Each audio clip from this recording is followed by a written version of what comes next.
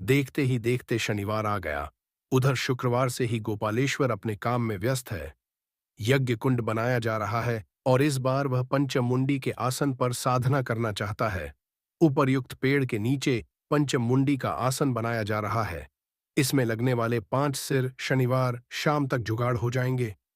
नाग, बंदर, सियार, चंडाल और अकाल मृत्यु से मरे किसी मनुष्य का सिर इन 5 कटे सिर की जरूरत होगी। आसन के नीचे उसे 5 कोनों में गाददह देना होगा। उसके ऊपर आसन तैयार करके गोपालेश्वर साधना करने बैठेगा। शनिवार 24 घंटे में 4 बार चावल, मांस और शराब देकर पिशाच को भोग लगाना होगा, तभी वो संतुष्ट होंगे। सभी आवश्यक चीजों का इंतजाम हो गया है। शनिवार रात गोपालेश्वर को साधना करने बैठना है। शुक्रवार को विजयकांत स्कूल नहीं गया। वह घर की दरवाजा व खिड़कियों को बंद करके बैठे रहे। आज शनिवार है। चिंता की वजह से विजयकांत पूरी रात सो नहीं पाया। भोर होते ही कोई उसके दरवाजे को खटखटाने लगा। बहुत देर तक वह डर के कारण बिस्तर से नहीं उठा। वह बिस्तर पर तब तक बैठा रहा जब तक बाहर से गुरुदेव महानंद की आवाज नहीं सुनाई दिया। गुरुदेव के आवाज को सुनते ही वह दौड़कर गया और दरवाजे को खोल दिया। फिर उनके चरणों में गिरकर रोता रहा। महानंद जी ने उसे शांत कराया। विजयकांत ने पिछले 1 महीने की घटनाएं गुरुदेव से बता दिया। सब कुछ सुनकर महानंद आचार्य बोले, आज उपवास रहो क्योंकि तुम्हें बहुत सारे कार्य करने हैं। मैं भी उपवास रहूंगा। मुझे नल दिखाओ, पहले मैं नहा लेता हूँ, तुम भी नहा लेना। तब तक मैं एक बार श्मशान होकर आता हूँ, लौटकर सब कुछ बताऊंगा। तब तक जप करना क्योंकि मन को सख्त करना होगा। आज तुम्हें बहुत कुछ करना है। विजयकांत ने गुरुदेव के कहे अनुसार सभी कार्य किए। तैशादे दिए तो प्रणातने अभी कार्य किए। गुरुदेव के शमशान जाने के बाद वह नहा धोकर गुरुदेव के बताए मंत्र का जप करने लगा। महानंद जी लौटकर विजयकांत से बोलते रहे, मैंने चिट्ठी पाकर तुम्हारे ग्रह नक्षत्र की गणना किया था। जल्द ही कोई मुसीबत आने वाली है। इसमें प्राण हानि का योग भी है। इसीलिए समय न व्यर्थ करते हुए मैं यहाँ पर आने के लिए रवाना हो गया था। मुझे हमेशा संदेह था कि गोपालेश्वर इतनी आसानी से अपने साधना भंग करने वाले को नहीं छोड़ेगा, लेकिन इतनी जल्दी वह तुम्हें खोज लेगा, यह मैंने नहीं सोचा था। लेकिन मुझे पहले ही सोचना चाहिए था कि इनके पास वशीभूत प्रेत पिशाच भी रहते हैं जो तांत्रिक के कई कार्यों को करते हैं। शायद यही प्रेत तुम्हें परेशान कर रहे थे। तुम्हारा देह बंधन था, इसलिए कुछ नहीं कर पाए। लेकिन आज फिर गोपालेश्वर कर्ण पिशाचिनी साधना में बैठेगा।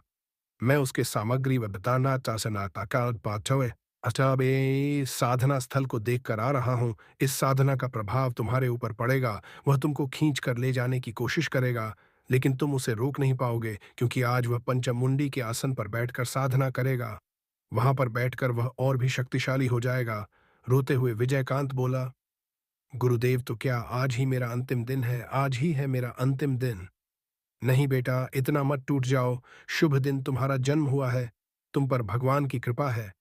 लेकिन गुरुदेव, आपने ही तो बोला कि वह मुझे खींच कर ले जाएगा।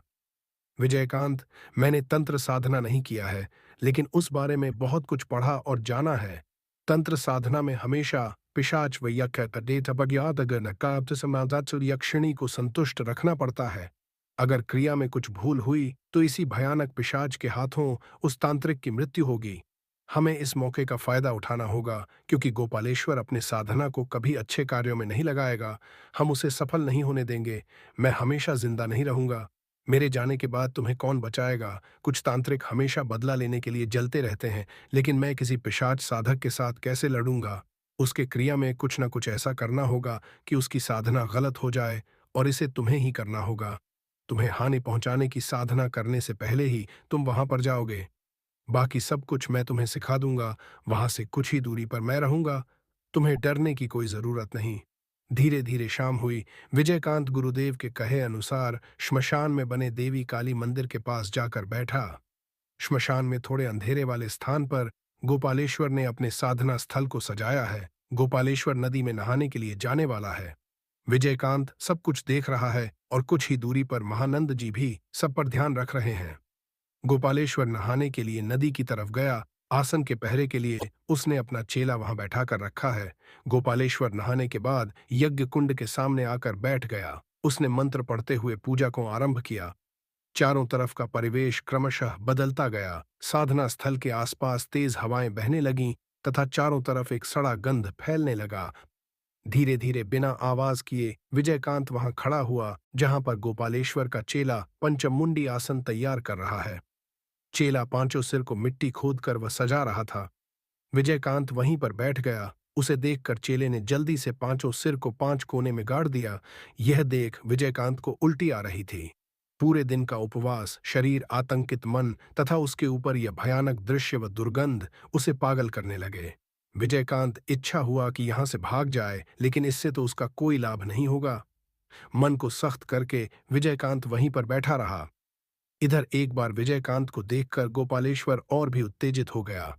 उसने सोचा कि शायद उसके मंत्र ने काम करना शुरू कर दिया है। इसी वजह से गोपालेश्वर और भी तेजी से मंत्र पढ़ने लगा। यज्ञ समाप्त करके वह पंचमुंडी के आसन पर बैठेगा। बीच बीच में वह ही अपने गले में शराब डाल रहा है, क्योंकि इस साधना का एक सबसे महत्वपूर्ण उपकरण शराब है। पंचमुंडी आरती आसन लगभग तैयार हो चुका था। विजयकांत ने देखा कि उसके पास सामने ही गोपालेश्वर के चेले ने बंदर का सिर मिट्टी में गाधा था। आसन का कार्य समाप्त करके वह चेला नदी की तरफ चला गया। यही तो सही मौका है, जो भी करना है अभी करना होगा। गोपालेश्वर उधर यज्ञ को घी पिलाने में मस्त थे। आते वक्त लाए एक खुरपी को अपने जेब से निकाल विजयकांत ने जल्दी से बंदर के सिर को वहां से खोदकर बाहर निकाला, फिर उसे पीछे नदी की तरफ फेंक दिया। इस काम को करते वक्त विजयकांत का हाथ कांप रहा था। ऐसा लग रहा था कि वह बेहोश हो जाएगा, लेकिन फिर भी किसी तरह उस जगह को पहले जैसा मिट्टी से भर दिया। अब यहां से भागना होगा। विजयकांत चुपचाप वहां से उठकर काली मंदिर की तरफ चलता बना। वहां पर गुरुदेव हैं। यज्ञ समाप्त कर गोपालेश्वर अपने आसन से उठ खड़े हुए। अब उन्हें पंचमंडी के आसन पर बैठना है। आसन के पास ही देखा तो विजयकांत अपनी जगह पर नहीं था। फिर देखा कि वह तो काली मंदिर के चौखट पर बैठा है। बैठे रहने दो, सही वक्त आने पर वह अपने आप यहां चला आएगा। पंचमुंडी के आसन पर बैठकर गोपालेश्वर ने अपनी देह शुद्धि व बंधन किया। आसन पर बैठकर जब शुरू करते ही उन्हें कोई अदृश्य शक्ति वहां से हटने के लिए मजबूर करता रहा। गोपालेश्वर जितनी सख्ती से बैठने की कोशिश करने लगा, प्रतिरोध उतना ही ज्यादा बढ़ता गया। हवा अब आंधी के जैसी चलने लगी थी। आसपास के पेड़ों की शाखाएं टूटने लगीं। काली मंदिर के पास खड़े दो तीन लोग ये देखकर डर गए। वो सभी श्मशान से बाहर की ओर भागे। अचानक एक बिजली गिरने की आवाज आई और तुरंत ही गोपालेश्वर के चिल्लाने की आवाज आई। विजयकांत ने देखा कि एक आग का गोला गोपालेश्वर के चारों तरफ घूम रहा है और गोपालेश्वर के मुंह से केवल आ आवाज ही सुनाई दे रहा था। कुछ देर बाद ही सब कुछ शांत और स्वाभाविक हो गया। विजयकांत डर रहा था, लेकिन महानंद जी आसन की तरफ गए। वहां पर पहुंचकर देखा तो गोपालेश्वर अपनी अंतिम सांसें ले रहा था। महानंद जी बोले, गोपाल, मैं महानंद, मुझे पहचाना? बचपन में मैं जिसके साथ खेला था, क्या उसे भूल सकता हूं? क्या इस कार्य को तुमने अंजाम दिया? नहीं गोपाल, मैंने अपने हाथों से कुछ भी नहीं किया। लेकिन मैं अगर ऐसा ना करवाता तो तुम एक निर्दोष की जान ले लेते। अब तुम ही बताओ, ऐसा मैं कैसे होने देता? अंत में जो करना था तुम्हारे पिशाच ने ही कर दिया गोपाल। तुम्हारे साधन कार्य में गलती हुई है। गोपालेश्वर धीरे धीरे बोला, पिताजी की बात ही सत्य हुई नंद। उन्होंने मुझसे एक बार कहा था कि मेरी अकाल मृत्यु होगी। गोपालेश्वर वहीं अकाल मृत्यु मारा गया। इसीलिए महानंद जी ने उसके शव को नदी में डाल दिया और फिर खुद नहाकर विजयकांत के घर पहुंचे। अगले दिन गुरुदेव अपने घर लौटेंगे, इसीलिए विजयकांत ने पूछा, किसने मारा तांत्रिक को और क्यों? पंचमुंडी आसन गलत है, यह जाने बिना ही गोपालेश्वर साधना करने बैठा था। लेकिन कर्ण पिशाचिनी इतनी बड़ी गलती बिल्कुल भी माफ नहीं करेगी। कर्ण पिशाचिनी ने ही गोपालेश्वर को मारा। इसीलिए कर्ण पिशाचिनी साधना बहुत ही भयानक है। थोड़ी सी गलती भी जान से हाथ धोने के लिए बहुत है। जो भी हो, तुम्हारे ऊपर से मुसीबत कट गई। मैं अब तुम्हारे देह बंधन को खोल देता हूं। अब बिना किसी चिंता के अपना स्वाभाविक जीवन बिताओ।